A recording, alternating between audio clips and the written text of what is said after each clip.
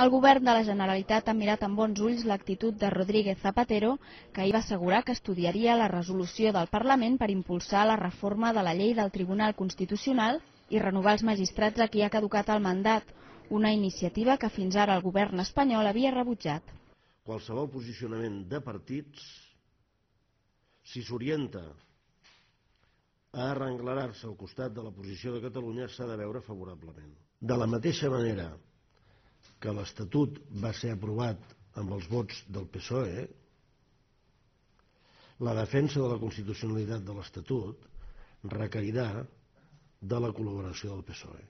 Després de deixar enrere una setmana d'intercanvis de retrets entre el PSC i el PSOE des del Congrés dels Diputats, el portaveu del grup socialista ha reiterat la bona relació entre les dues formacions federades.